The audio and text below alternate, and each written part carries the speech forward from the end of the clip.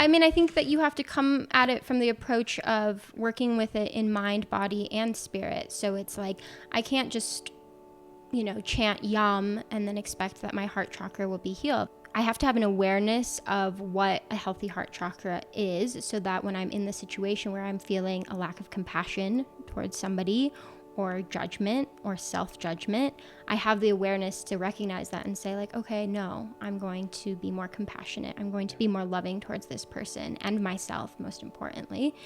And so there's a mental understanding that comes through. And then there's also working with it energetically, which is a lot of the vibrational stuff that I just mentioned. And then there's also working on it in the physical realm too. So that's actually doing things that might help to open your heart, like certain asanas. So that was Kat Taylor, and she is this week's guest on the Alter Your Health podcast. This is your source of information and inspiration to promote the holistic transformation of your health and the health of our planet. And my name is Dr. Benjamin Alter. I am your guide, the host of this podcast, and I'm also a licensed naturopathic doctor practicing holistic lifestyle medicine worldwide, based locally here in Carbondale, Colorado, but offering services globally. Find out more at www.alter.health, and you can in fact schedule a complimentary 15-minute visit with either myself or Dr. Susanna Alter, my wife and partner in life and co-host of this podcast. So head on over to www.alter.health to learn more about what we've got for you. But this show is another episode on the Locals series of the podcast. By local, we're talking about Carbondale, Colorado, our new hometown, and the surrounding Roaring Fork Valley. Beautiful Rocky Mountains. I'm connecting this week with Kat Taylor, who is the founder of Kailo Organic Chakra Therapy. That's right, chakras. We're talking all about chakras, so you're going to be in for a treat. And don't worry, if you don't know what chakras are, you are going to know what chakras are, and you're going to know how to support your chakras holistically. So Kat Taylor is our guest. She works to empower, inspire, awaken, and help heal the collective, one being at a time. One expression of her purpose and passion is her role as creatress of Kailo Organic Chakra Therapy. As an energetic practitioner and chakra guide, Kat intuitively weaves together over 10 years of experience with various forms of energy work, body work, aromatherapy, shamanism, and yogic practices. So Kat has a lot to offer us today. You are in for a treat. And I really resonate with the mission and vision of her business, Kailo Organic Chakra Therapy. By the way, you can find out more at kailo-wellness.com. They offer these blends of essential oils that, you can rub on your bodies to kind of activate the energetic centers that are your chakras. But there's more to it. There's more to this than just essential oils. There's mindfulness, there's intention, there's energy, there's a lot. And we get into all of that in this conversation. But I want to read a little blurb on the website that really resonated with me. We believe wholeheartedly in the importance of the mind-body-spirit connection for optimal health and wellness. We believe that all physical, mental, and emotional issues are interconnected. An issue in one area affects all the rest. Additionally, symptoms that manifest physically are very often caused by imbalances in our energetic body, our hearts, and our minds. To truly heal holistically, one must address and nurture one's entire being. Modern traditional approaches to health in our culture lack to recognize this and thus fall short of healing a whole person. So I really resonate with that. I think we're on the same wavelength, me and Kat. So it's a great connection, a great conversation. Like I said, we talk all about the chakras. We kind of run through them from the first chakra at the base of your spine to your seventh chakra at the crown of your head. And we cover all of the ones in between and how to support these energetic centers, which are aligned, by the way, physiologically with the endocrine glands in our physical body, the hormone system, if you will. So this ancient chakra system that stems back thousands and thousands of years really does have relevance and applicability to our modern understanding of science and medicine. So before we dive in, just a reminder, if it's your first time tuning in, thanks again for being here. I'd be so grateful if you would take one moment to hit the subscribe button, leave a comment or a like or whatever it might be wherever you're tuning in from, whether you're on the YouTube channel or iTunes or Spotify or any other platform. I really appreciate that feedback.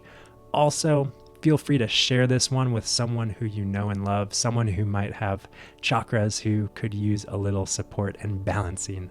So why don't we sit back, relax, and take a breath and enjoy this conversation with my lovely guest, Kat Taylor. Thanks for being here, Kat. I'm excited to have you on and share this conversation on the Alter Your Health podcast. Welcome. Thank you so much. It's such a pleasure to be here. Yeah, like I was just saying, it's fun to connect with people who are in my neighborhood, and my neighbors in the community of Carbondale and the valley here. And as I open myself up to like the people that live here, it's like, wow, there's amazing people here, just like there are everywhere in all corners of the globe. So I would love to dive in to know more about you and the work that you are doing and have been doing. And I guess like, where do you think we should start in your journey? And because I know that you started this business, Kailo is the name of it. Mm-hmm. And it's focused on chakra therapy and products to support balancing of energies and that sort of thing. So going back in your past, in your history, where did that spark and interest start for you? Probably before this lifetime. I've been really interested and I've gravitated towards these sort of esoteric and alternative healing modalities since I was a child. So I had interest in them as a kid, and then probably starting in middle school is when I started reading a lot of books about crystals and energy healing, the chakras. I started doing yoga when I was like a preteen. But just, dabbling and trying to absorb information. And I definitely have my aunt to thank for kind of inspiring a lot of that inside of me and supporting me and being a resource for lots of questions and exploration. And then, so that just kind of, led into my early adulthood, still being into those things, but now kind of starting to get hands-on experience and learning about them and, doing all of those things with a lot more seriousness, yoga, meditation. And fast forward, that kind of led me down the path of becoming a massage therapist and an energy practitioner. I was learning different native healing modalities when I was traveling in Latin America for 3 to 4 years after high school. So just kind of collecting a lot of world experience. And that then led to, I was working as a massage therapist living here in Carbondale, and I was a part of a really awesome community project that we have. Are you familiar with the Carbondale Green is the New Black? It's part of the Carbondale Arts annual show. Yeah, the fashion show. Yeah, I totally. missed it this past year, but I heard it's kind of a main event, like an annual thing that everyone looks forward to. Yeah. Yeah, it's a funny thing because it sounds like, it's like a small mountain town with this fashion show. Yeah, no, that's what I was thinking. Like, there can't be that impressive. I don't know. Totally. Yeah.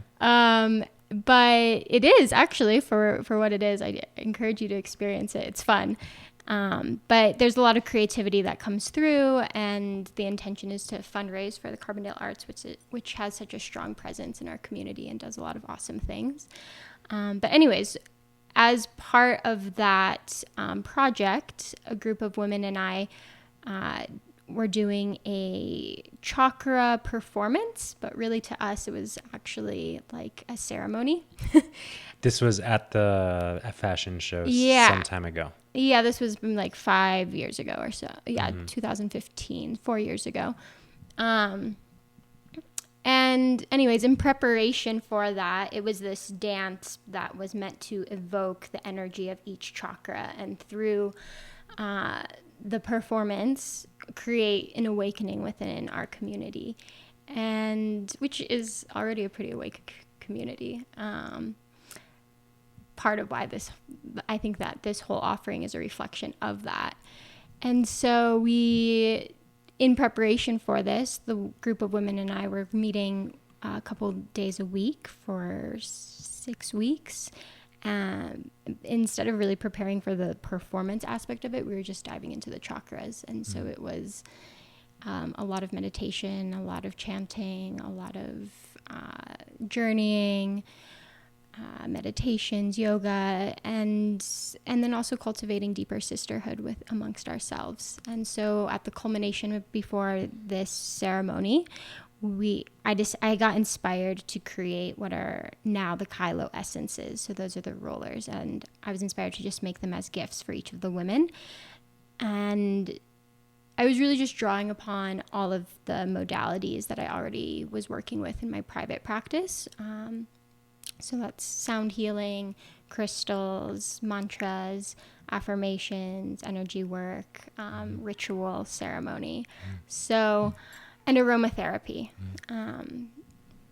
So that's what I created. And when I gifted them to each of the women, they found them to be really effective and really powerful, and they loved them. And they're like, "Oh, you have to keep making these." Or like, "I want to give these as a gift to somebody." And so they encouraged me to continue with that.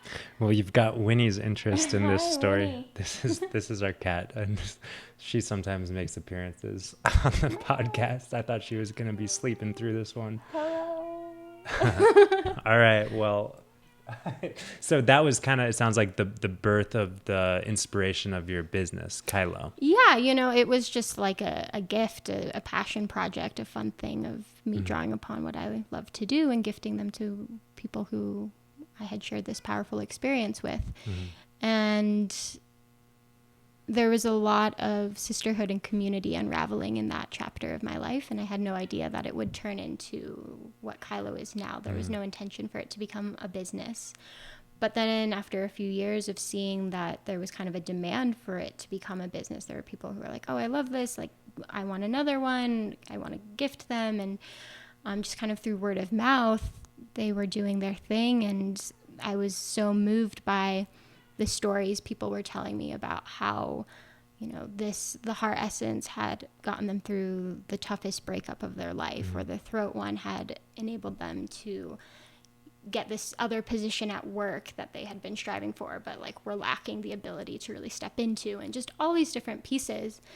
And I started to think, because I was working as a massage therapist, I was like, wow, so if people are having this profound of an experience by just using the essences on like one small area of their body, imagine creating like an hour-long experience at the spa where people can receive like the throat chakra oil on their entire body, and be having, the integration of body work with the energy work. And so that's what inspired me to translate the essences, the rollers, to become body oils and body butters. And at that point, that's where I kind of had the realization of like, okay, this could be a brand and a company and something that's really in alignment with what I love to do. It's really what I'm already doing, but it's kind of taking the experience I'm creating one-on-one with a client and putting it into a tool that people can be using in their own homes by themselves.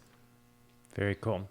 Yeah, I definitely want to get in and understand a little bit more about the products and stuff that you're doing on that level in the business. But going back in your story, and what was your first experience with chakra healing? Or maybe even, and at some point, we need to take a step back and talk about chakras and, and what that is and what those are for people who maybe have heard the word, but really don't know how it relates to them personally or their health or their expression.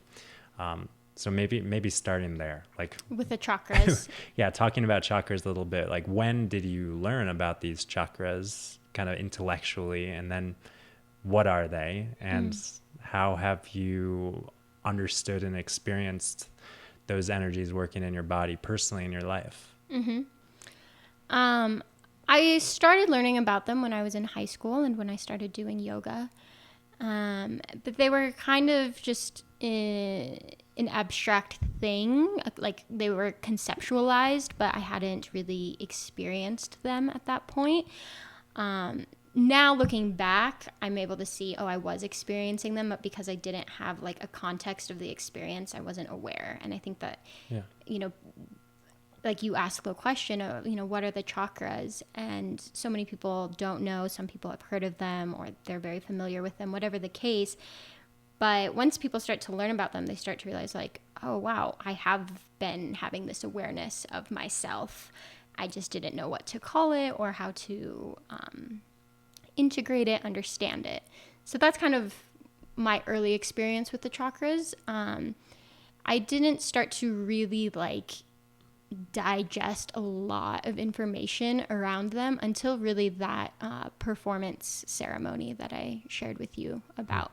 I was getting like deeper and deeper into it leading up to that, but I still was like, I don't know, I would get confused. I feel like I had a hard time retaining what I was learning. I'd be like, oh wait, was that the heart or is that one third eye? I can't remember. And then it was really the experiencing them through the practices and really like the dedicated intention to learn about them and to be cultivating a relationship with my chakras that it started to stick. Because as I said, I think before it was just too abstract or just something that you see a picture of or read a book about, and talking about it at yoga class, and you didn't really feel it in your body or that sort of thing. Yeah. I would say that the yoga classes, when a teacher mentions a chakra in relation to like a posture and asana that somebody is in, that is a really helpful point of integration, because now you are associating whatever information you're receiving with your body and how your energy feels in that moment. And one of the reasons many people are drawn to yoga is because it brings sort of this mind-body connection. So to be receiving information while you're in that state of awareness of your body is helpful. But I think that's the case, with all of these practices. It's like it's the difference of reading a book about meditation and then doing a meditation practice every day. And It's like, you might know about what other people are experiencing. It's like, oh, it sounds really nice. I could probably benefit of it. But it's like just scratching the surface of what that means to be embodying those teachings and those practices. So I was kind of, in my early 20s in that space of like digesting information, having small experiences, but things weren't like fully landing. And I think it was through the sisterhood and the experience we shared that things started to really unfold. And in experiencing the power of transformation that was occurring through that journey of understanding the chakras and thus myself, it was exciting, as with anything where you start to see results that you're living a more healthy, vibrant life that's more aligned with who you truly are, who you're seeking to be. That's encouraging. So I think you naturally just keep following down that path. So what are the chakras? Like, what is maybe a classical, traditional definition? And then how would you personally explain them? Yeah, so a classical tradition or classical explanation would be, so literally chakra translates as wheel in Sanskrit. And so they've been kind of like in the ancient texts described as these wheels of energy or light within our body. It's kind of like a vortex, major intersection of energy within our body. And I'm just really loving how these days there's so much science and neuroscience and studies and like physics, all these things that are culminating to affirm what all of this ancient wisdom has been telling us, and that, you know, used to be the science once Right. upon a time before this modern science. That was the science. Like Ayurveda is a science. Right. And then we lost that. It got really like shamed as like woo woo or magical, like can't be proved. And now we're kind of doing this like that we did this 180 from like this is sacred science to like that's just a bunch of like silliness.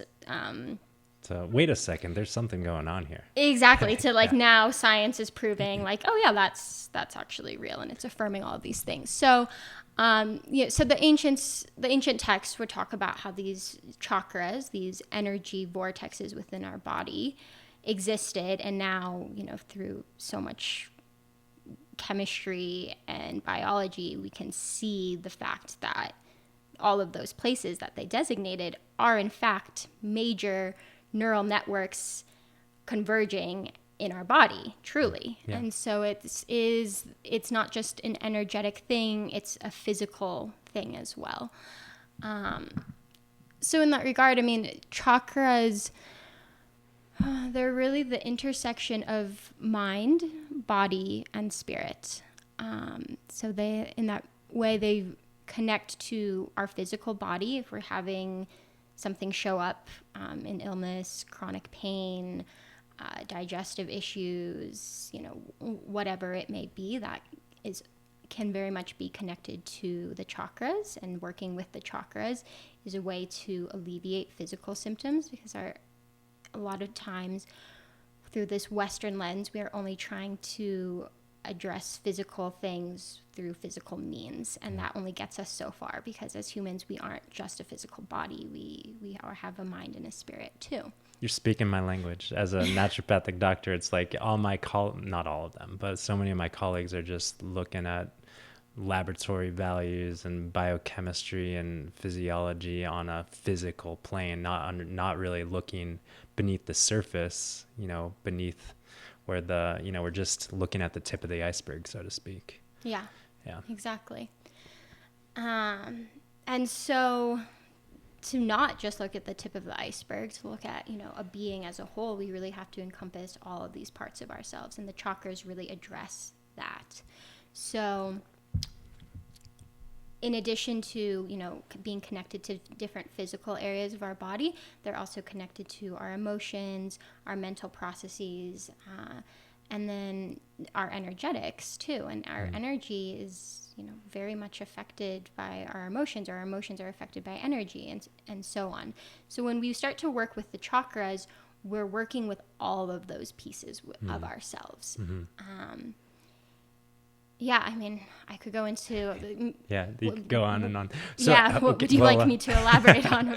Well, how many chakras are there? I've heard people talk about, there's 7, there's 13, there's 108. Like, you know, what's your take on this, and what's kind of the simplest way that we can understand this network of energy in our own bodies? Well, yeah, there are a lot of different numbers out there. The pretty much agreement, though, around there being 7 main chakras. That's what I choose to focus on, just because just with that alone, that's plenty, at least as a jumping off point. I mean, honestly, you could just spend your whole life digging into those 7. And because they are the main ones, there's enough content and information there. So when but people you have more too. I mean, there's chakras in your hands, there's chakras in your feet, there are chakras that are actually outside of our physical body, and those ones just become much, much more subtle. Yeah.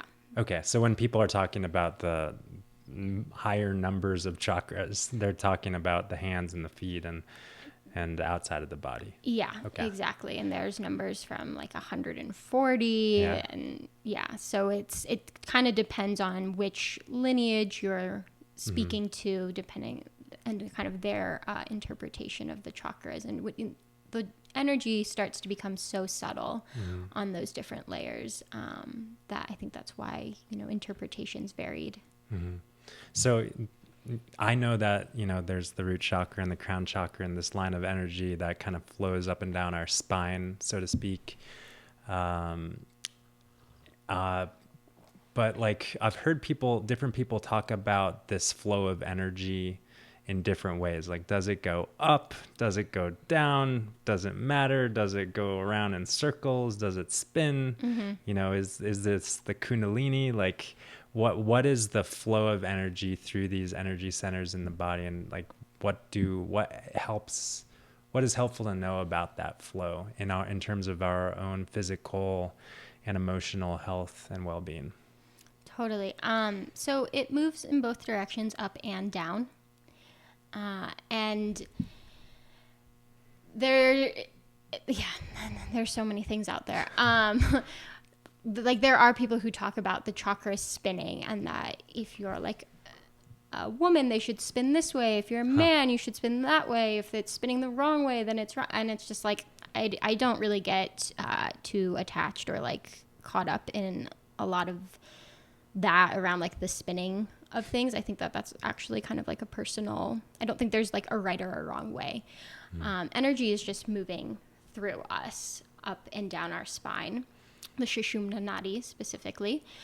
And that also relates to the Kundalini energy. Kundalini is also would be moving through our Sushumna Nadi, which is that central channel, which also like, oh wow, look, we actually have a spine, which is where like all of the information travels throughout our body from our brain to like move your hand and do these things. So it's like, it literally is an energy channel on a physiological level. Yeah, it's so interesting how on one hand, just like you pointed out earlier, it's been the kind of this woo-woo, energetic, invisible, formless kind of thing. But on the other hand, it takes physical form in our body, in terms of our spinal column and our endocrine system, which correlates pretty well with these energy vortex that we're talking about. So it's like, if we want to be a little bit more grounded in science, like in like reality and physicality, like I kind of have feet in both worlds and I enjoy that. But if we want to be really grounded in physical reality, we can just focus on the physical form, right, in our body that we can see and measure and touch.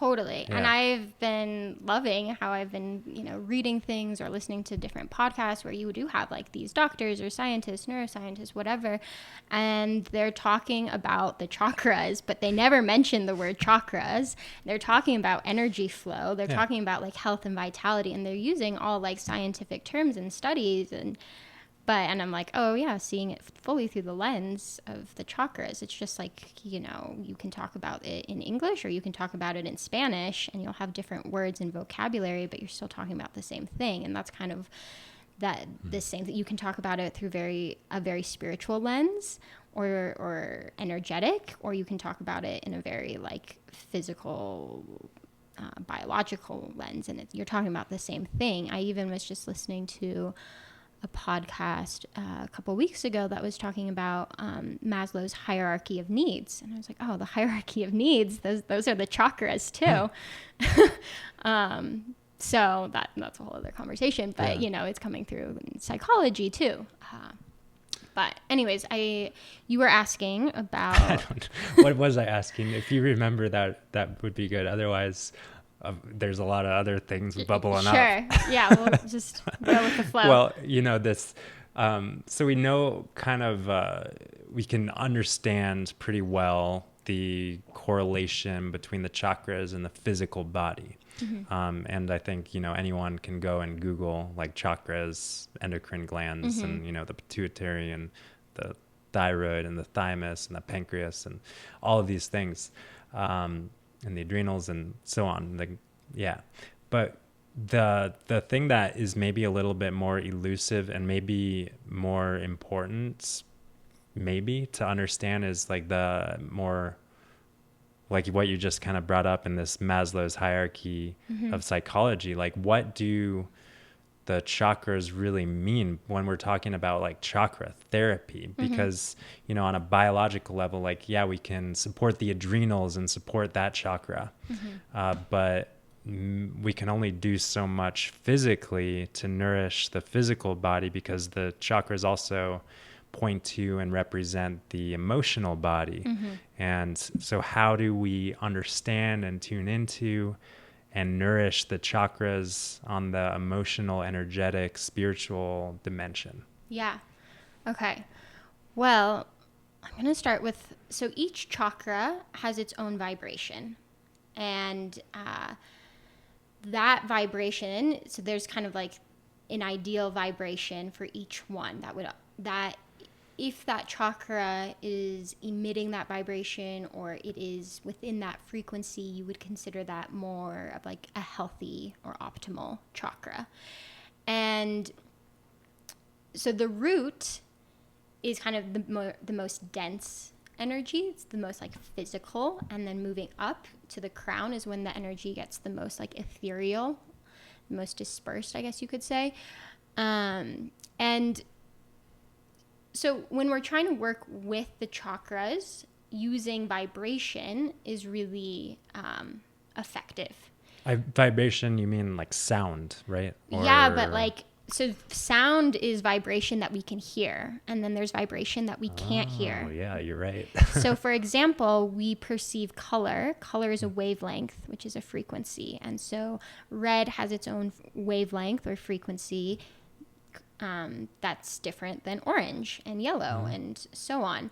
And so that's how kind of the colors of the chakras come to correspond with their vibration. So like the root chakra is red, sacral orange, solar plexus yellow, heart green, throat blue, third eye indigo, and then crown violet. And so that is a reflection of their vibration. They match, like the frequency of the root chakra matches the frequency of the color red or that wavelength. And so that's one way in which like color therapy can help to work with the chakras. So that's exposing yourself to light of that color, or even like wearing clothing of that color. You know, like you wear a different color and it totally changes your mood, or like it's kind of a statement. It's like people feel powerful in a certain color or not. And I mean, there's so much psychology around that, from even like politicians and like what they wear, and you know, how the colors that they select for shopping malls and things. You know, there's so much information about how like vibration and colors and sound are affecting us on a biophysical level that then affects our mood and makes you like, oh, now I trust this person more because they look this way or whatever. It's like subliminal manipulation that we're being exposed to through vibration kind of all the time. Anyways, that's kind of a tangent. So, okay, so color, for example, is one way in which vibration manifests and affects the chakras. And then there's sound too, as you mentioned. So each chakra corresponds to a note on the musical scale.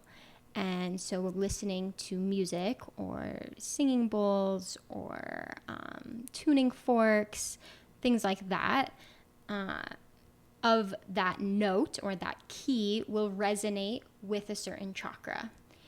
And then in the same way, crystals. So crystals have their own energy, their own frequency too. And there are crystals that match the frequencies of the chakras. And so if you're working with one chakra, having a crystal in your home or wearing it on you, keeping it in your pocket, doing whatever, that will resonate with that chakra. And so in the same way of like vibration and resonance, our body is kind of always seeking that, this kind of harmonizing that takes place. And that happens with people's energy all the time. Like the way your energy melds, the dynamic you have with this person in your life versus this person in your life is very different. This is like the blending of your energies, and you kind of harmonize and meet in the middle. An example of this is like women or people who menstruate. When you have two women together, their cycles will sync up if they spend enough time together. Like girls trip, I spent a whole week with my friend and we're like in the car together, we share a hotel room, like the whole thing. Like it's very common women's cycles will sync.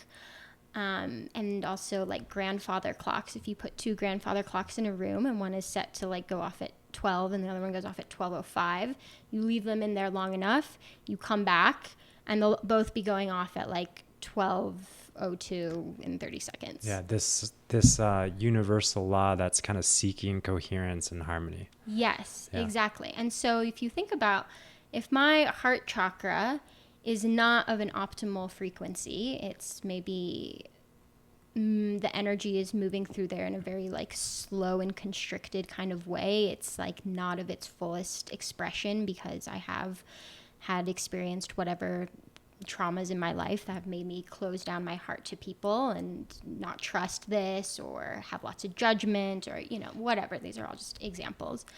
So if my heart chakra could use some balancing, some alignment, it would be beneficial then to bring in like a crystal that is emitting the frequency that I would like my heart chakra to be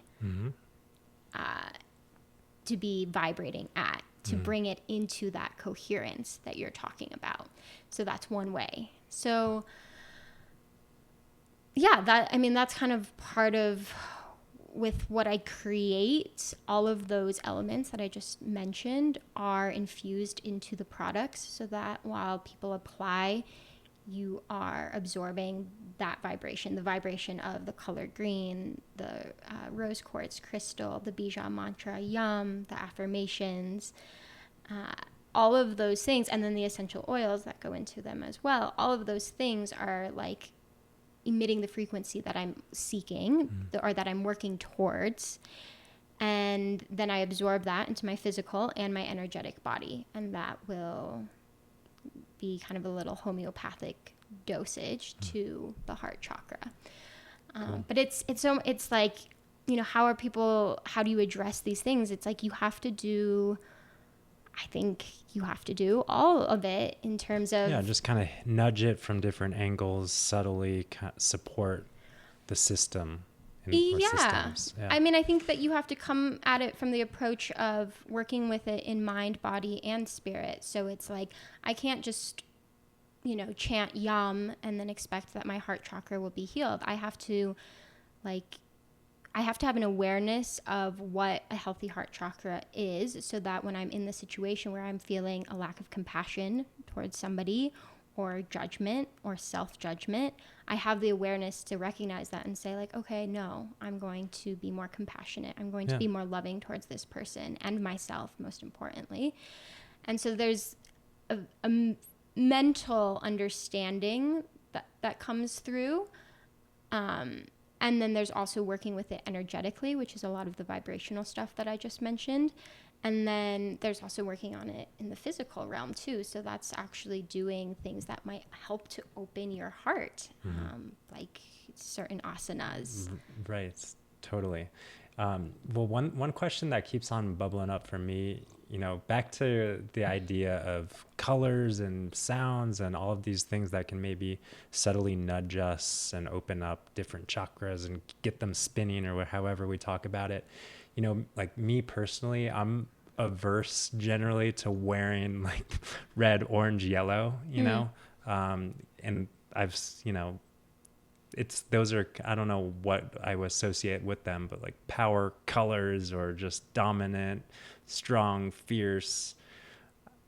I don't know. But my question is like, how do you like diagnose a deficiency of chakra energy? Is that a way of just like what we are naturally called towards? Like, I love green, I love blue, I love these like higher chakras. Does that maybe mean that my lower chakras are a little bit doled out and not really supported? And could I benefit from wearing more orange and red and doing these kind of chants and using crystals that focus energetically on those areas in my body?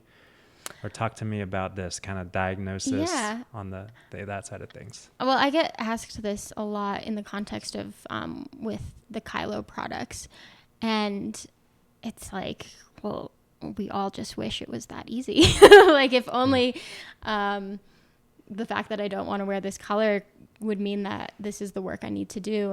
And what I always am trying to invite people into is this space of self-inquiry, and to be stepping away from this really prevalent paradigm in which we go to somebody and say, this is what is going on, diagnose me and give me the thing to fix it.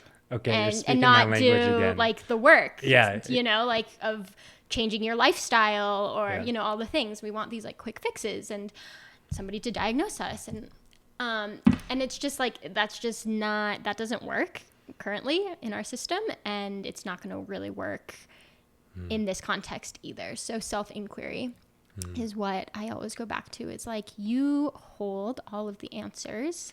Okay. Yeah. And you know yourself far better than I know you. Yeah. And here are some tools and exercises that can help get you to that place of greater self-awareness where you're able to conclude, oh, I could use some attention at my second chakra. I could cultivate a greater relationship to my second chakra.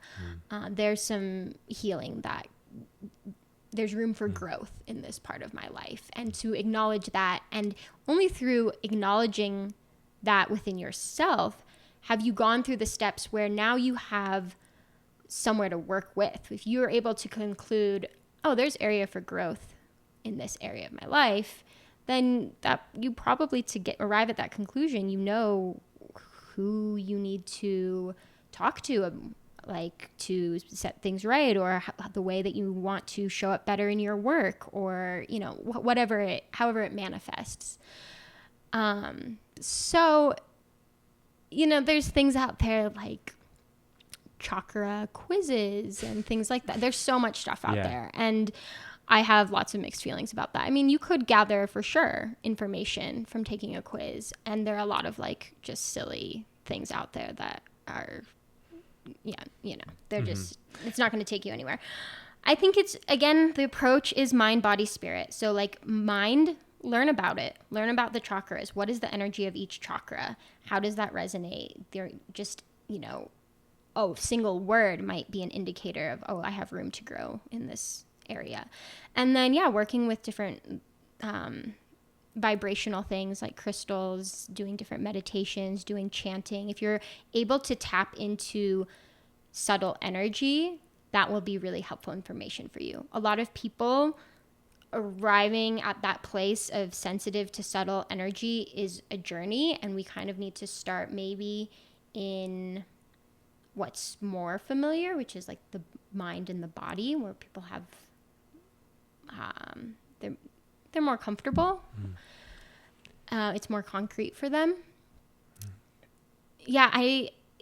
Thank you for your answer. I mean, it really resonates, and it's funny. I'm sitting over here kind of grinning and smiling, just because that's totally my philosophy of health and healing, kind of holistically, physically, on all levels. We are our own medicine, and we've got all the answers, and a doctor or healer is not there to fix that individual, but just simply point out potential areas to grow and learn and nourish thyself on a deeper level. So I realize I ask you like this question that is asked to me like all the time, like, what does this mean? What do I take from this? And we've got all the answers. Yeah, that's the most important thing to know. So I'm curious about these products that you've created and how they work, like what's in them and how they are designed to support each of the chakras, because, we talked about energy and vibration, and how do you pick ingredients and blend them in a way that is really aligned energetically with these energy centers in the body? Yeah, the products, to me, they are first and foremost energy tools, and secondly, body care products. But they're both. They're energy tools in the form of body care products. And one of the reasons that actually I think that that's great is because it's a really wonderful way to deliver energy medicine, because we're putting it on our bodies, and it's like truly like soaking into us on a physical and an energetic level. And then also because it's really practical and non-intimidating. Like most anybody already like has products in their bathroom that they use to keep their skin nourished and soft and moisturized, or they put on fragrance before they go out, you know? So it's like very integratable in your everyday life, and it provides the opportunity for one to be using something that is far more intentional and of a higher vibration than like you know the average product you would find on the grocery shelves. And then it also creates the invitation for, or the opportunity, or maybe it's just the reminder to be taking moments of stillness and presence and creating ceremony and ritual in our everyday life. Because all of the tools come with a ritual associated with them. So if you were to get like a heart chakra essence, it would have the heart chakra ritual. So while you apply the product, you would visualize the color of the chakra, in this case green. You could chant the Bija mantra, which is Yum, or you could say the affirmations. And so this is a really powerful way to further integrate the vibration and the wisdom, the medicine into the body. So because now we are doing a practice that is mind, body, spirit. Body, we're applying something physically that we can smell with our senses. Aromatherapy is incredibly powerful, especially in association with memory. And so if we're having these memories, we're charging this with the experience of the heart chakra, the vibration. This is kind of embedding itself into us in a way that's helpful in the healing process. So we're having a sensory physical experience. We're having an energetic or vibratory experience by chanting the Bija mantra, Yum. We're visualizing the color green. So the visualization is engaging our third eye chakra.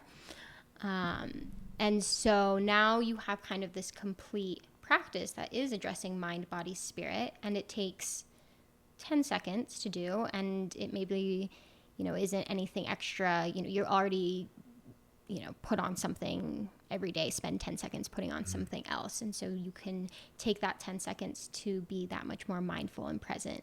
And ultimately, people these days are seeking that. People are craving more moments of mindfulness and stillness, and they're just like, oh, but I don't have time. I don't have time for that. Or, you know, the thought of it is like really overwhelming. Like, oh my gosh, I have to do like this ritual. What am I going to like build an altar? Do I have to go buy like a thing and do the stuff and like have a place in my house? And it's just like, no, you can do it on the elevator. You can do it, you know, wherever. Yeah, I love that. Yeah. And so it's really like digestible and easy to integrate. Totally. So that the products, they work by, as I mentioned before, they're all infused with these 5 elements of energy work. So they're infused with crystals, color therapy, the Bija mantras, affirmations, and then Tibetan singing bowls played in the note that corresponds with each chakra. So when you say infused in these products, like when you're making them, you've got all these things happening. Yeah. That is kind of going in energetically into the vial of liquid or whatever that's used in the products. Exactly. And it's a really ceremonial process for me to be doing these infusions. And yeah, are you doing this yourself, or do you have Yeah, I do that myself. Are you familiar with Dr. Iamoto, the Japanese, the water guy? Yeah, exactly. So the hidden messages in water, right? So he's taking, you know, these vats of water, and one says I love you, one says I hate you, and then taking photos of the water droplets as they crystallize, and you know, so everything that's exposed to a positive vibration of a loving intention has like these beautiful, intricate, symmetrical, like amazing snowflake patterns. And then the ones that are infused with like this negative, fearful, hateful energy are just these really ugly blobs. And our bodies are predominantly water. And our whole universe. Exactly. And so when you think about that, it's like, and so he took those studies and, you know, started applying them to healing people. And because if you have the intention of healing, you infuse that into your water, and then you drink your water, and you're mostly water, what's going to happen? Like, you're now mostly healing energy. And so there's so many studies. He's written many books. He's passed now, but there are many books about his studies. And so it's kind of taking that same principle and infusing everything with the vibration. Some of it is like very obvious vibration, sound. You're like, yes, that is real. And you can see it. You know, I'm playing the bowls, and you can see the ripples in the oils that I'm infusing that are happening. Yeah, I've seen some amazing YouTube videos of how water and also like little filings, like dust and sand, kind of organize themselves around different sound waves and stuff. Exactly. Yeah. So we can use sound waves to shape things, to infuse something with a vibration. And then the affirmations, that's working pretty much on the same principle. And then the color therapy is exposing the oils to light that is in the color of that chakra. So like all the heart chakra products are infused with the color green light. The root ones infused with red, and so on. And then crystals, I actually place the crystals inside the oils for about 3 days, and then I pull them out. And that's plenty of time for the crystals to just be infusing the oils with their vibration. Cool. Gone through and a few then of them. Yeah, that's amazing. It sounds like really high vibe intention, like the intentionality of the creation in and of itself is medicinal. And then there are the actual ingredients, which, like, what are the ingredients in these products? Essential oils primarily, is that kind of what compose the medicinal balancing effect?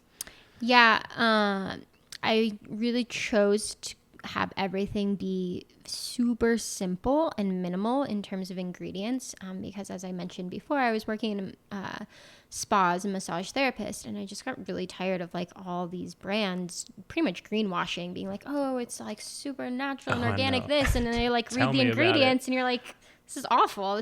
No. And as a therapist, having, like, you know, when you're working with those products all day, everybody in the spa is having reactions and rashes, and you're just like, oh, this feels so bad. I thought this was supposed to be good. Yeah. Right. Yeah. Exactly. So like, where's the integrity? So that was the other piece that inspired me to create Kailo, of like a brand that's really in integrity in terms of the ingredients and how they're sourced and their quality. So that being said, everything's very simple. The essences, which are the rollers, are just their essential oil blend, so pure organic essential oils. And then the carrier oil is organic golden jojoba, which in my opinion is the best oil to be using on the skin. It's the most similar to our skin's natural sebum, so it's just our body like integrates it the most readily. And then the body oils are the same. It's just the essential oils and the carrier oil, the organic jojoba. The difference between the body oil and the essences is that the essences have a higher concentration of essential oils. So you get like a higher dose of aromatherapy, and it's because, you know, you're using them sparingly, like just your wrists, chest, neck, things like that, opposed to the body oils, which are more for like a full body application. It would be really intense to put that like that concentration of essential oils on your entire body. And then the body butters are coconut oil, shea butter, predominantly shea butter, coconut oil, and organic golden jojoba. Everything's organic. And then the essential oil blends too. Yeah. So the essential oils that you choose to resonate with each of the chakras, how do you go about deciding like, lavender really resonates with the heart? Even I don't know if I don't think it does, but like, how do you choose these things, or is that kind of known? Is that a science? There's definitely ones that are known. There's a lot, but, you know, depending on your source or somebody's interpretation, they might say, you know, there's some gray areas. It's like, it's not a cut and dry kind of thing. Like, this essential oil can only address this chakra. And there's a lot of overlap with them too. But essentially what you're going for is like, we know that essential oils are really effective in addressing or altering our mood and how we feel. And so, for example, like lavender, you brought up lavender. Lavender is known to be really calming. It's encouraged, like, to be used before bed. It's like relaxing, helps you sleep. So because it evokes that feeling within us, that really corresponds with kind of like, for example, the crown or the third eye, which call for us to quiet our mind, to go inside. It's kind of find that place of like calm, stillness. That would not be like, lavender wouldn't work for the solar plexus, which is the energy of the solar plexus is fiery, it's action oriented, it's like getting things done, manifesting, it's our courage, our strength, our like ego, not ego in a bad way, ego gets a bad rep, but just like our personality, like walking into a room and being like, this is who I am. And like standing strong in that. What are some examples of lower chakra oil or essential oils? Well, for like example for that, so that's the solar plexus. A lot of the citrus essential oils, kind of, they're invigorating, they're awakening, they're refreshing. It makes you like, it kind of perks you up, the scent of citrus. So that citrus really works well for the solar plexus. That's an example of that. Like the second chakra, the sacral, is our place of like sensuality, our pleasure, creativity, place of sexuality as well. It's our place of the emotions. The element is water. It's very like feminine, flowy. And then it's also like our low abdomen. It's the womb space for women. It's for no matter what gender you are, it's our reproductive organs. And so it's literally where we have the power, the energy, the life force energy to create like the ultimate creation, which is another human. And then, for the woman, it would be gestating in that space for her too, where, before we're born, we're just floating around in water too. And it's like the place of that. So anyways, that digression. It would be cool, not to go off topic, but it would be cool to maybe just briefly 2 minutes on each chakra. I think we got time to do that maybe real quick. Sure. To just resonate and feel, maybe for listeners to think like, oh, like maybe there's a little bit of, I could bring some awareness, attention here. Yeah, definitely. If something calls to, if you're like, ooh, I want to learn more about that one, just kind of follow that thread. I would advise. So I'll do the same. Yeah. And there's so much, like, it's great because I could just pull in so many different things that add into this. But so for the root chakra, that's kind of like our basic survival instincts. You can also think about it like when a baby is first born, their consciousness, all you're able to really like kind of be conscious of are like your basic needs being met. Like, do I feel safe, warm, fed? That's like as big of a bandwidth as there is really. And so the root chakra is that. It's like the most essential parts of our survival. So it's our stability, it's our grounding, it's our connection to the earth, our connection to our body. People who are like very unconnected to their body, or maybe don't like even feel things in their body, or they have a tendency to numb their body through whatever substances or food or whatever, like they're trying to not feel their body. Those can be indications of your root chakra needing to be addressed. So it's our grounding, our safety, our security, basic survival skills. And so that kind of goes back to, like, as I mentioned, Maslow's hierarchy of needs, right? That's like the basic needs being met. It's like the bottom of the pyramid. It's like you have to have that, and until you have that, you can't really even like conceive of much beyond that. So moving up into the second chakra, that is, I kind of just touched on that already. Emotions, sexuality, sensuality, pleasure. And, gosh, our culture has so much shame around all of these things about like being sexual or sensual. And there's like slut shaming, and there's, we have issues with rape and sexual abuse. I mean, like there's so much trauma that's happening. And also kind of double standards on the second chakra thing. Totally. Yeah. So there's so much, even just with like, you can look at the chakras within yourself. And then I also really like to talk about the chakras in like the collective, because there's a whole lot happening with that. I mean, to back up, talking about the collective and the root chakra, it's like, how are we treating our Mother Earth?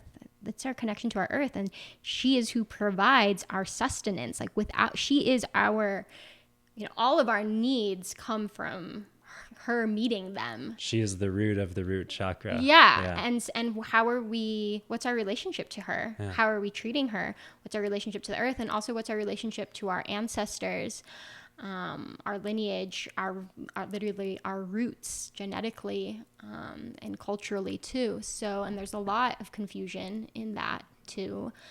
And a lot of healing work that needs to be done in those realms as well. So, second chakra. So then jumping up to the third, solar plexus. So that's at our navel center, like mid abdomen. This is not only where we digest food, but it's also where we digest energy. And there's like digestive issues are very real these days, that's more so than ever before. Exactly. That's kind of another global epidemic. Everyone's got their digestive issues, and there's the physical thing, the GMOs and the poor food supply and choices, but then there's the energetic things as well. Exactly. Yeah. And so there's a lot of undigested energy that we're all kind of sifting through. Yeah. So, I heard this really great. I'm going to change it for the context of this, but somebody mentioning how as a culture, we're kind of emotionally constipated. Like we're just kind of like bottling stuck. Like we don't really have the capacity to like express and process our emotions in real time. That healthy emotional bowel movement. Yeah, exactly. It kind of comes out in like diarrhea. Right. Or, you're like still holding on to that emotion from the experience that happened in 6th grade when this thing happened, and we're just like constipated, just just stuck. And I would say, working with the chakras and moving energy through our system, our chakra system, the Sushumna Nadi and so on,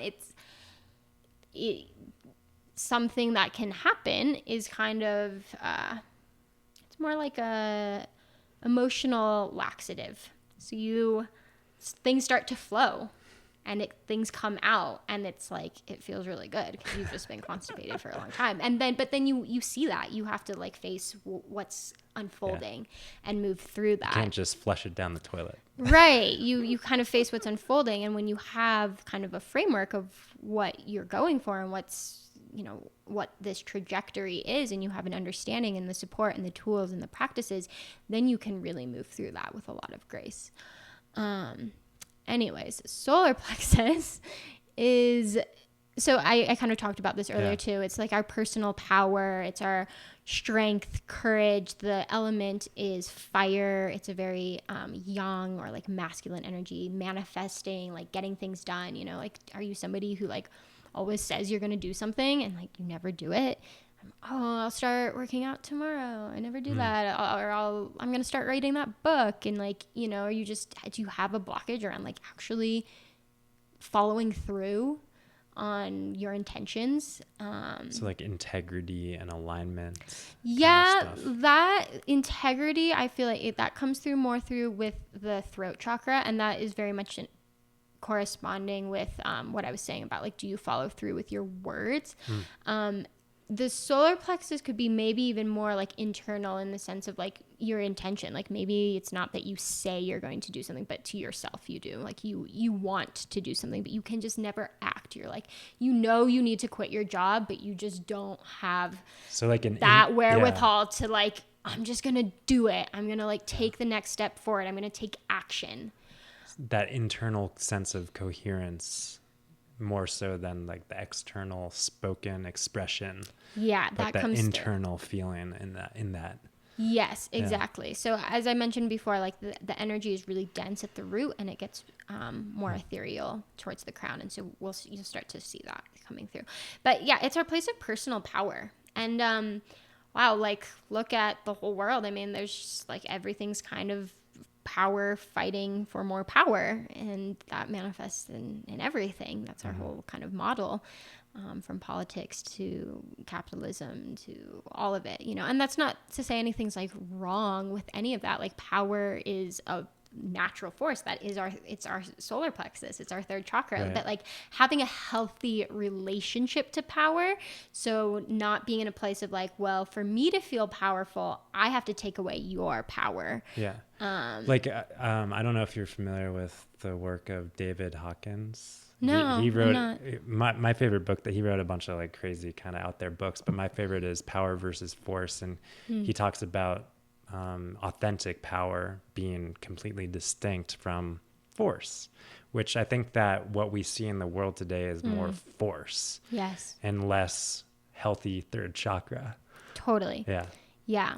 So tapping into that place of your own personal power, and that takes honoring other people's power and not taking it from them. All right, the heart. So the heart is, so basically in these first three chakras, that's been very me energy. It's all like me, me, me, me, me. And that's great. That's the evolution of consciousness, right? And this Maslow's hierarchy thing. Exactly. And I hadn't mentioned it. I won't go back for the sake of time, but the development of the chakras also correlates with age too. And so, as I mentioned, like with the root chakra, that's like an infant, like their consciousness is only able to conceive of this much. And then as a child gets older, their consciousness expands to second chakra issues and then as they get older, it expands even more into third chakra. And like, we see these toddlers and they're like, mine, this. And they're like suddenly learn like how to say no to their parents. And they're just like exerting so much personal power. They've like awakened to the fact that they have like free will and choice, and like if they don't want to eat their vegetables, they won't, kind of energy. And so that's kind of this evolution that's happening. It's the expansion of consciousness unfolding. And so then into the heart chakra, this is where the consciousness moves from me to we. And it's literally the middle of the chakra system. There's 3 below and 3 above, and it is the union of myself and others. So now it's, how do I relate with other people? And so, with children, you see them having like their first friends and learning how to like interact. And when you're mean to your brother, like this happens and there's consequences, and learning like, how do I connect with other people? So that is the heart chakra. But most importantly, the foundation for all our relationships with anyone else is our relationship with ourselves. And so that's really where we need to begin. And when we don't have a healthy relationship with ourselves, it just manifests in the relationships we have outside of us, and really, the judgments we have for ourselves, or show up in us judging others. And it's just like this mirror that's happening with everything, really. But so that's the heart chakra is love. It's unconditional love. We have to love ourselves, and then unconditional love for others too. So we can see how this manifests in the collective with, lack of compassion towards people who are different, lack of understanding, not treating people as equal, giving people equal rights. So there's a lot of healing that lots of room for us to grow in that area as a collective. You think about, that evolution of consciousness on the individual level with that toddler growing up and making friends, but that's kind of where we're at collectively, right? We're toddlers, like learning how to make friends with our, allies in the world and maintain those healthy relationships and equality and understanding that all human beings are divine beings, right, despite their, age, sex, color, whatever. Right. We're all one, and whatever hate we think that we're projecting on other people is just like, it's creating our own suffering within ourselves. We're not separate from it, because where is it coming from? Inside of us. And so now you're living in that vibration. And that's going to affect your health on all levels. So heart chakra stuff. And then we move into the throat chakra, and this is our center of communication, but that is by no means limited to verbal communication. So it's just the way we express ourselves. So, even just like the work that you're doing or the intention you have behind this podcast, that's an expression of who you are. Not just like, the words that come through, but just the offering in and of itself. And so this is, in that way, it's also kind of creativity. But it's really, speaking our truth. And then that goes back to the integrity piece too. And, if you say you're going to be somewhere at this time, or you're going to show up to this thing, and then you're always like bailing and going back on your word, or do you just straight up lie to people? Do you lie to yourself? But then also, like, what's even the communication that's happening within you? What's your own inner monologue? Like, how loving are you to yourself? How in denial are you to yourself? There's a whole realm of communication happening just within you. And so, it's expression. Yeah, it's expression, it's integrity, it's authenticity. Because our words, that's such an expression of us. And if it's not, if you're not being who you truly are, not speaking your truth, that's really going to have an effect on your well-being, your emotional, your mental, So that's the throat chakra. We can see it in the collective. There's lots of lies, lying going around, fake news, facts or not facts. But gosh, so this was really interesting when the Me Too movement happened, and there's just like, this huge collective throat chakra opening, like so many people that had bit their tongue and suppressed something and not spoken their truth, something that really affected them for years. And then they were able to say what they needed to say and release this energy that they had been carrying for however many years that had been affecting them. Incredibly healing, incredibly profound. It was very inspiring. It moved people, and everybody had their experience around it, whatever their experience, that's perfect. So we have these things that are happening. There's an awakening at that. I found it really interesting. At that time, I could not keep up with the demand for throat chakra Kailo products.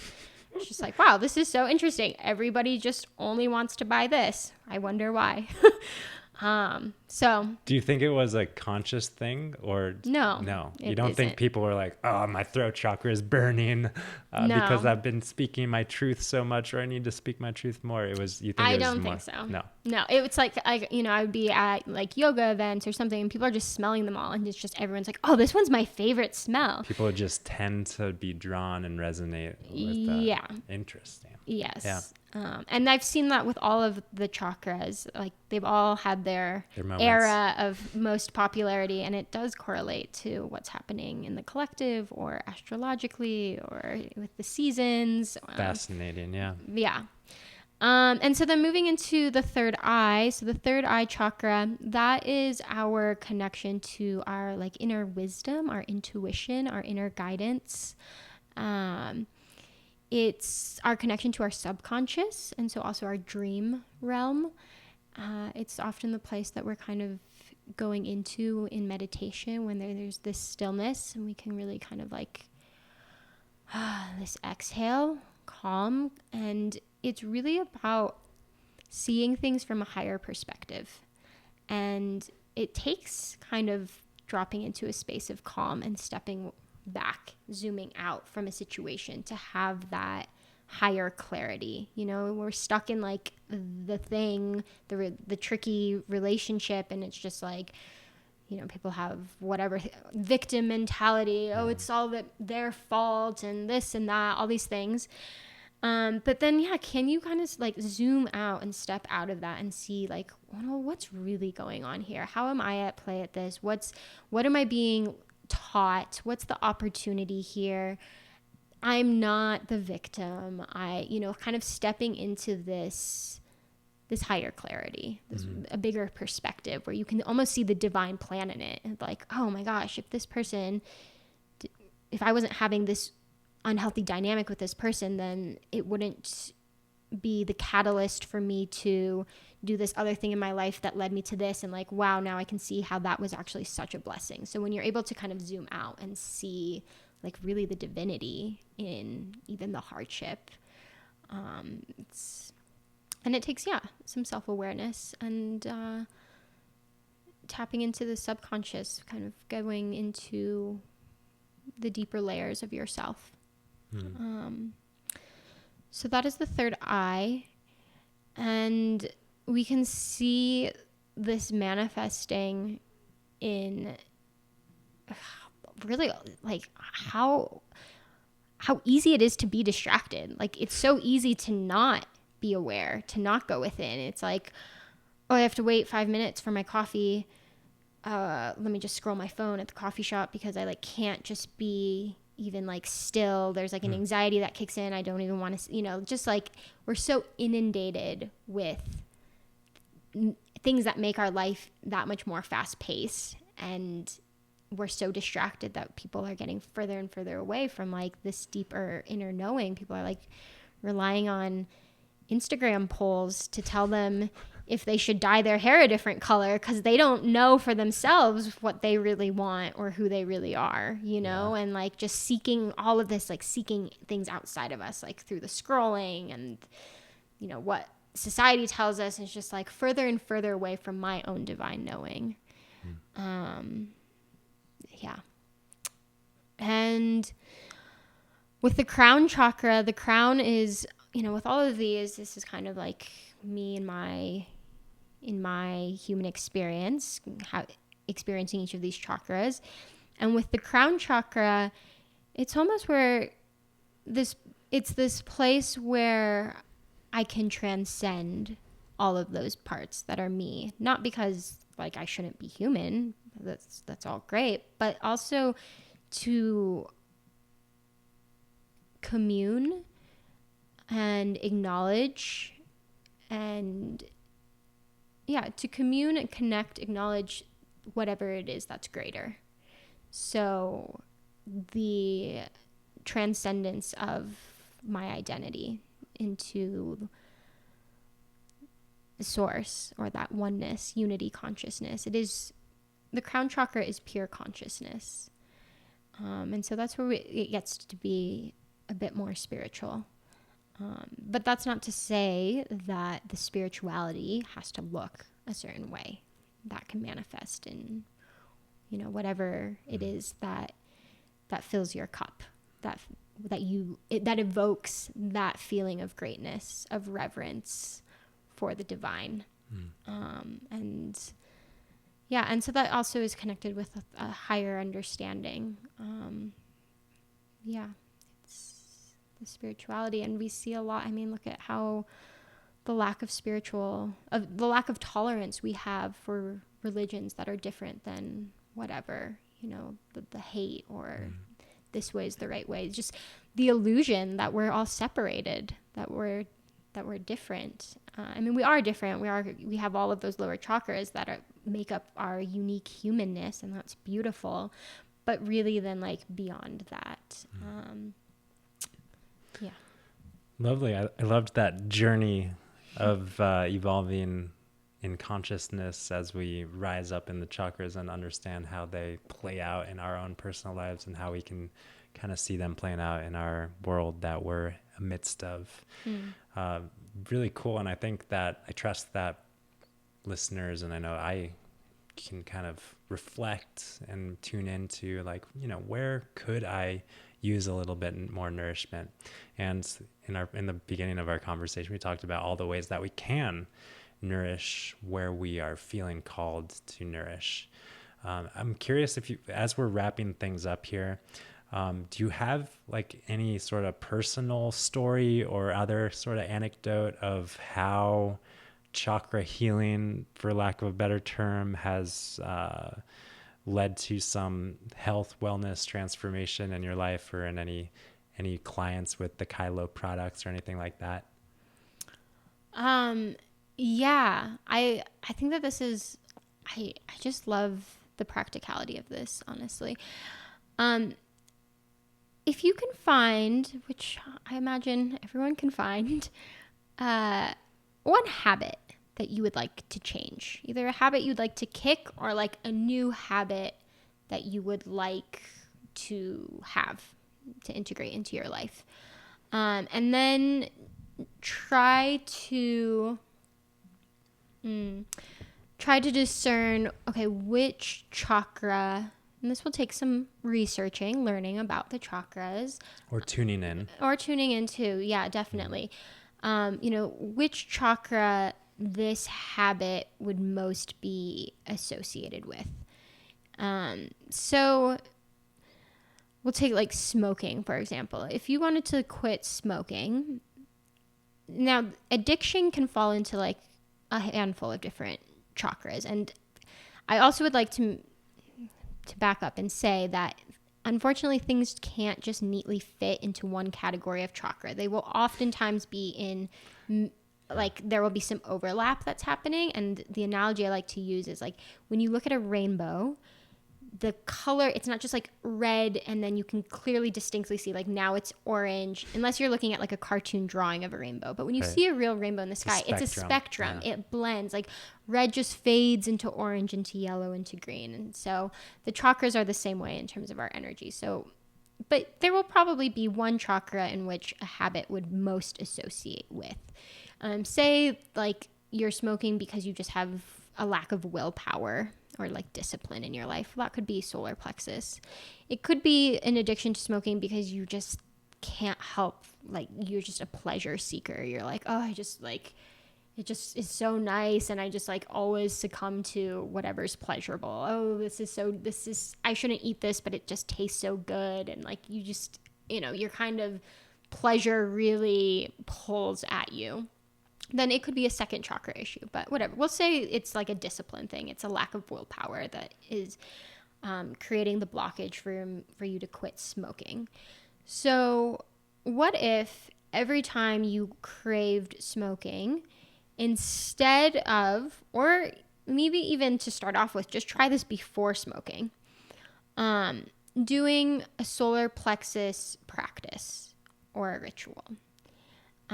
So because I work with Kailo all the time, I will use this as the example, and it can be different. I have a craving for a cigarette, so I pull out the solar plexus Kailo essence, and then I do the ritual. I apply it, I close my eyes, I take a deep breath, I smell the essential oils, I apply it to my body while visualizing the color yellow.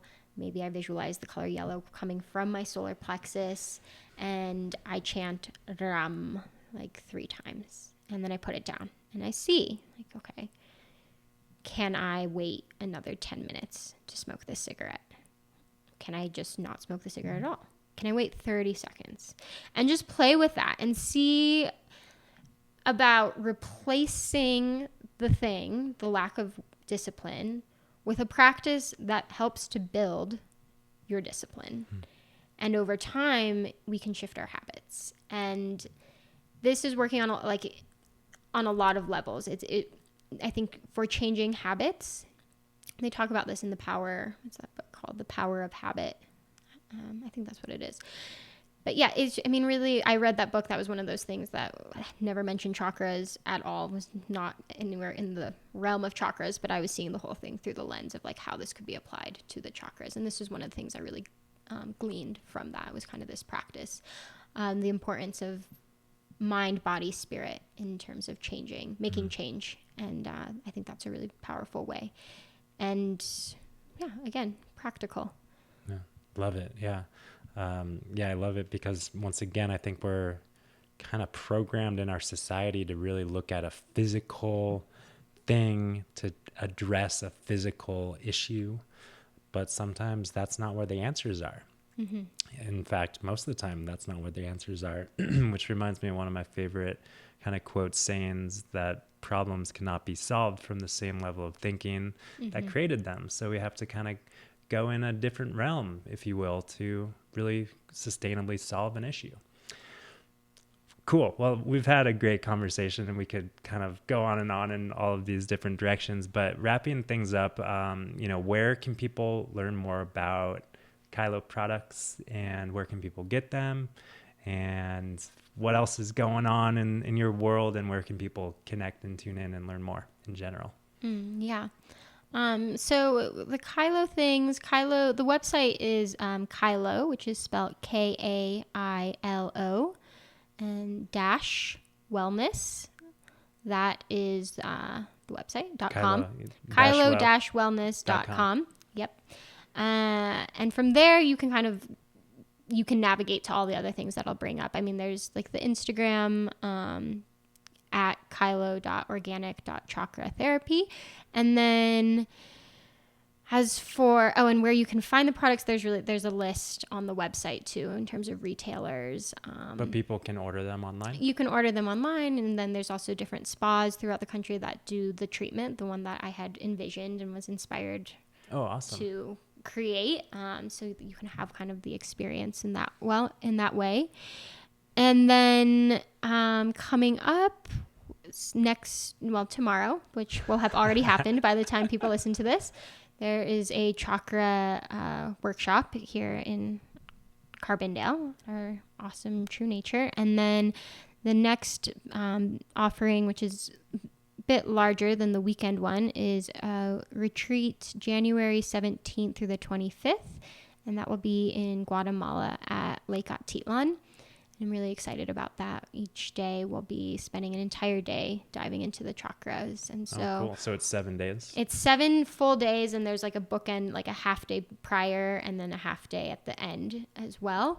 But that will be really a special experience. We're going to be diving into all of the practices to work on the chakras, and we'll definitely be doing ones that are very, mental, kind of doing self-awareness inventory about where you're at and what you want to work on, and the physical practices, lots of yoga and meditation, and then there will be the rituals, and we'll also work with the energy tools. Awesome. And you can learn about that from the website too. So awesome. Yeah, definitely sounds like really cool stuff. Thanks for sharing all of your cool happenings and your journey that led you into it.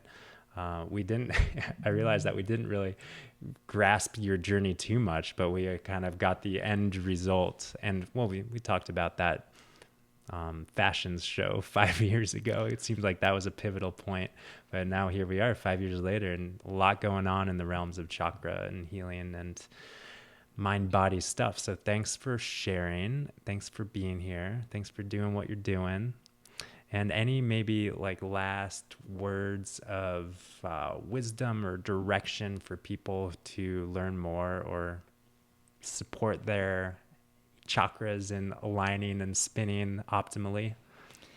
I guess, what just comes to mind is like, I wouldn't get too hung up on like the spinning optimally and this and that, and like trying to like change and fix, and like how about softening into a space of not being so destination oriented, but just opening into being like that much more curious about yourself, and just as an act of like this really like cozying up with yourself from a place of like love and friendship, rather than this thing that we have a tendency to do, which is like, I must be better, or like, heal this, fix this, is kind of aggressive thing of just like, wherever I'm at in my journey is totally perfect and okay.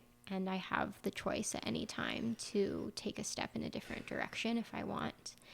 And to just know that you are supported, and there are tools and there are practices and there are people who would love to be there for you. So don't be afraid to like seek that out. Yeah. Thank you. That's a refreshing answer. I really do appreciate it. And thanks again for your time, and peace and love until next time. Thank you so much. This has been great. Yeah.